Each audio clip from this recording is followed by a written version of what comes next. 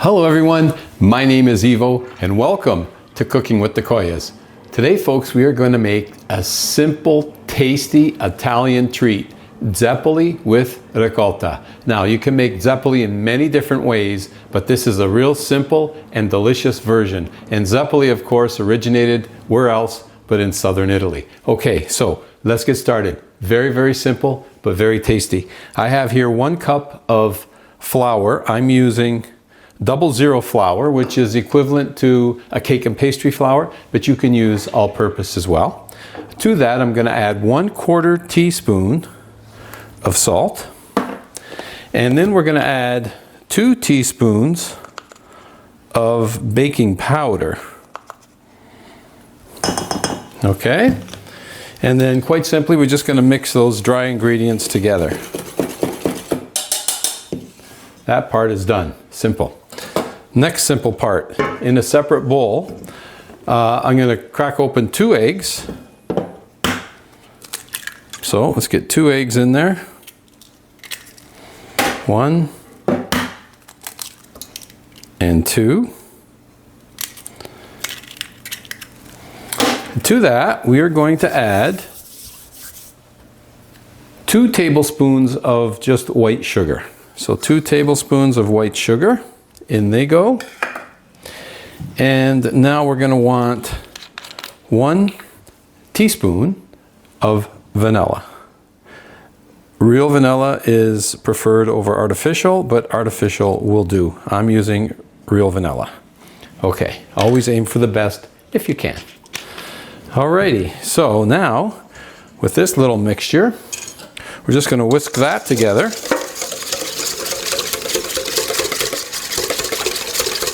Egg, sugar, and vanilla all mixed together. Okay, and now to that, we're going to add, I have here 1 cup of ricotta cheese. Get yourself a good ricotta cheese, and that's going to be added in. And now we're going to mix that in with our egg mixture. So this is going to form the base of our batter right here. So we're going to get that all mixed in. In fact, I'm going to get the hand blender and we're going to make a nice creamy batter. Okay, let's get this blended up.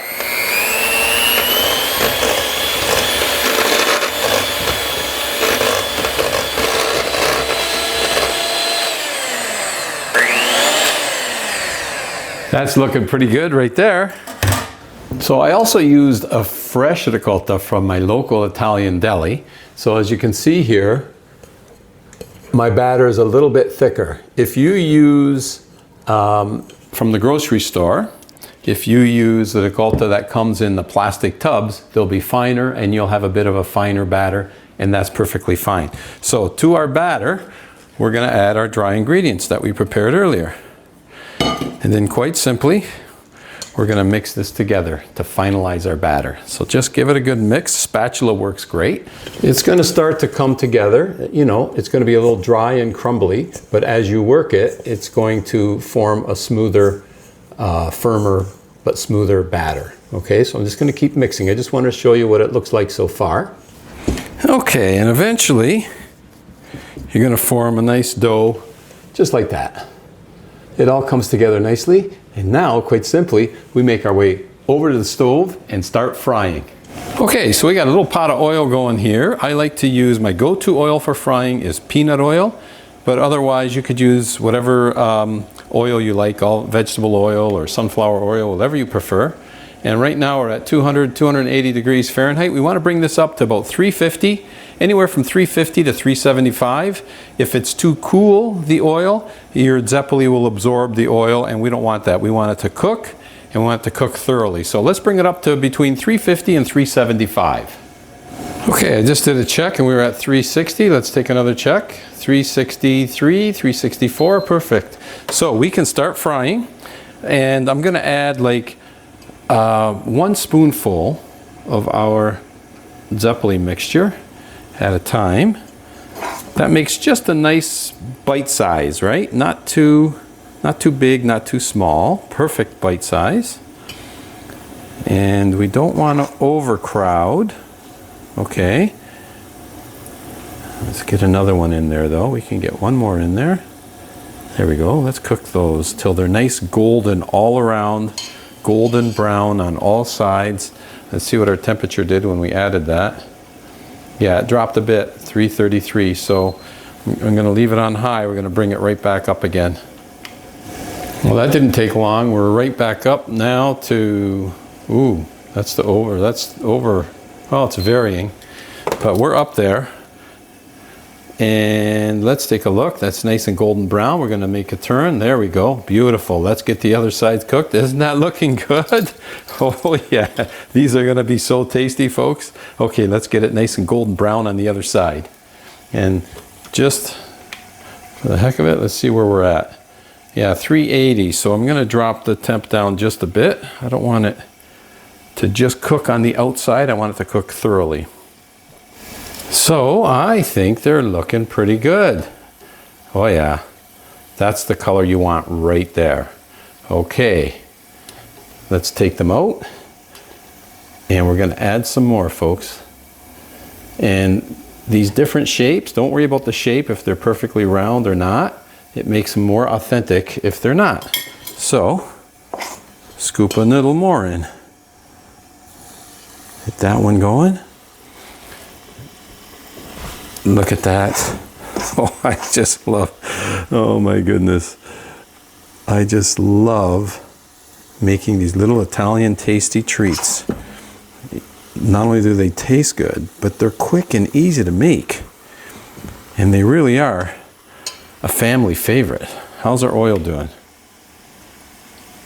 Ooh, 406. Let's bring it down a bit. Bring it down to medium. It's getting really hot.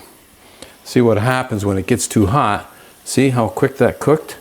So I'm going to have to make sure these stay a little longer because I want them cooked right through. Oh yeah, but that's looking really good. Really, really good, folks. These temperature gauges are just phenomenal. Still at 400, 410. Keep it down to medium. Okay, I think these are looking really good. I let them stay just a little bit more just to make sure they're cooked thoroughly right through. I put the temperature down just a little bit on the stove. Okay, and time to add some more. So I'm going to continue with this frying process until all of our batter is done. So let's get, and I think cooking 3 at a time, that's enough. It's not overcrowding, and that's quite enough. All right, let's get those ones going. Let me finish this batter, folks. And then, of course, we're going to do one more thing. We're going to add a little bit of icing sugar, the powdered white sugar on top, and then we're going to do the taste test. And there we have it. We actually yielded 16 beautiful Ricotta Zeppole. And in case you're wondering, these are really good. They're not overly sweet. So if you want the batter to be sweeter, add 3 tablespoons of sugar to your batter instead of 2. But I prefer them this way. And then adding some nice white powdered sugar on top will give you a little extra sweetness and just enhance the look. Look at this.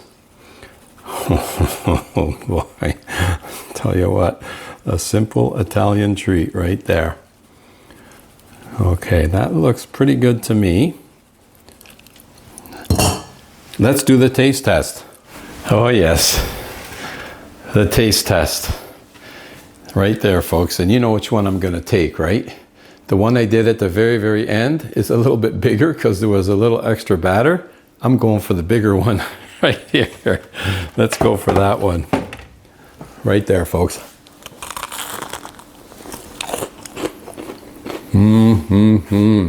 Look at the inside.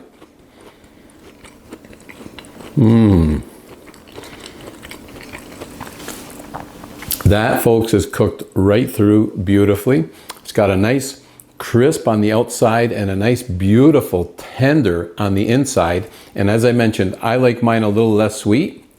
So I went with 2 tablespoons of sugar. And to me, this is sweet enough.